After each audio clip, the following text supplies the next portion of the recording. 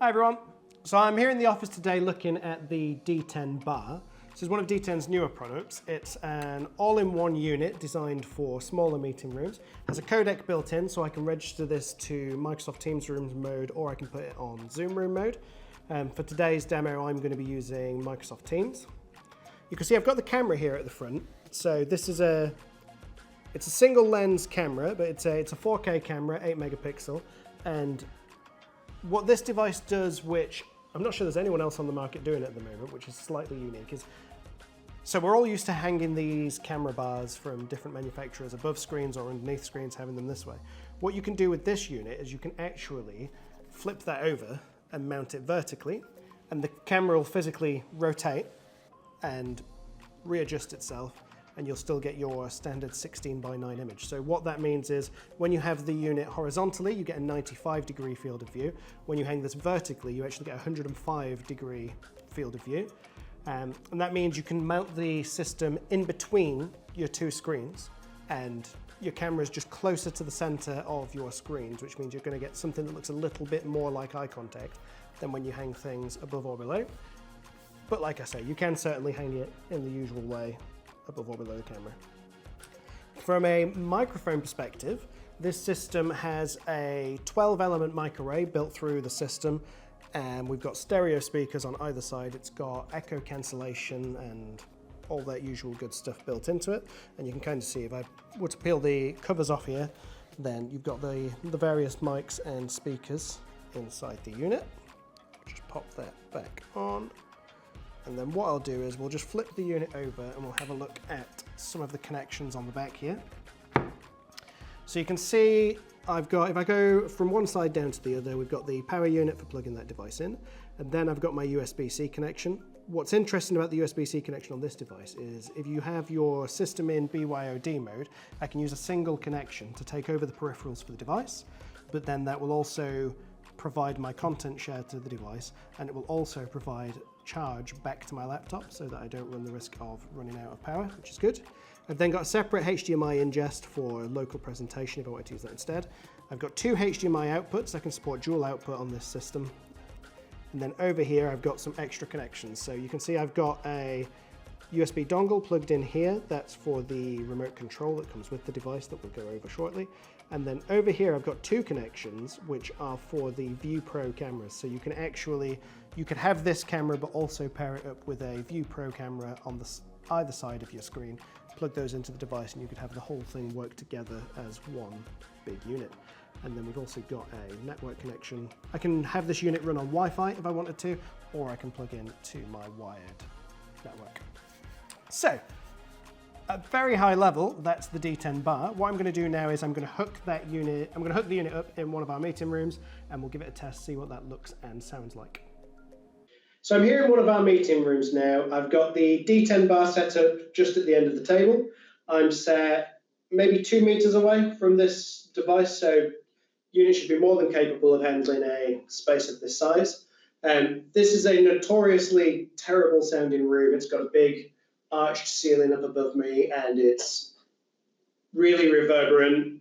The room could do with a lot more treatment than what we've got going on in here, which makes quite a good test for when we're doing these kinds of things, because if the system sounds decent in this room, then it'll sound decent in most rooms.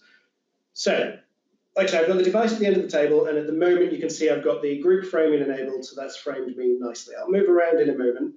Just to say as well, the audio that you're hearing now is also coming through the microphones on the system, and then recording my laptop, which is outside the room, through Microsoft Teams. So what you're seeing and hearing here is what this device sounds like on a call. So through the device, through the internet, into my laptop, and then recorded. So it's a genuine what the far end would hear and see on a Microsoft Teams call. If I just move around a little bit, so if I come and stand over at this side of the room, what you should see is that device frames me again pretty quickly. And if I come around this side of the table, and I were to take a seat in a different location, again, it's gonna reframe and it's gonna find me. It's done a pretty good job there. Now, I do just also want to look at the composite framing that we get on this device, but for that I'm going to need another person, so I'm just going to find someone else to come and sit in the room with me for a couple of moments, and then we'll have a look at what group framing looks like when there's 2 of us in here, and then I'll enable the composite framing and we'll see what that looks like by comparison.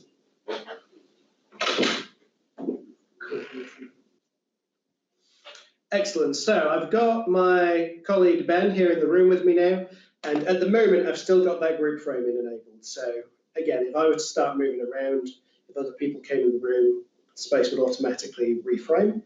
I'm going to flip the system now into composite mode, and we'll see what that looks like when the camera splits up the space and tries to give everyone as much space as possible. So you can see that at the moment here in the room, I'm further away from the camera than Ben is, so Ben's a lot bigger than I am in this current shot. I don't have a touch panel or an interactive screen hooked up with the device at the moment. You could do either. I could take a USB out of the back of this unit into any interactive display, and I could use that as my main screen and have touch controls. Or DTEN also do a separate controller that you can get to hook up and have a touch panel on the table and get all the usual MTR and Android controls that we're all used to seeing. What I've got here at the moment is the remote control that comes with the unit. So on the front of the control, I've got a handful of buttons for any basic controls you might need, and if I flip that over, I've also got a little QWERTY keyboard on the back there that you need for some of the controls. So I'll just go ahead and swap that now into composite mode. So you can see we've got the composite framing enabled now. We've got this line down the middle of the screen. The camera's taking its initial 16:9 image, and it can see there's 2 participants in the room, so split that straight down the middle, and it's given as much screen space as it can. And you can see the result of that is that we're now roughly the same size on the call. If I were to move outside of my little frame, I'll still get that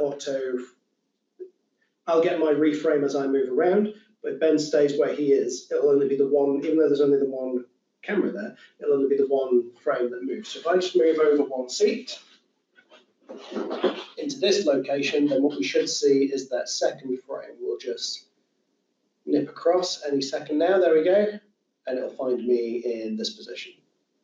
So again, as people enter the room, it'll add more frames. As people leave, frames will go away, and if you end up in a situation where there's only one person in the room, it'll just go back to framing that individual person. So that's it for the DTEN Bar today. Like I say, it's an all-in-one unit. It's got a 4K 8-megapixel camera, 12-element microphone array, and stereo speakers designed for your smaller meeting rooms.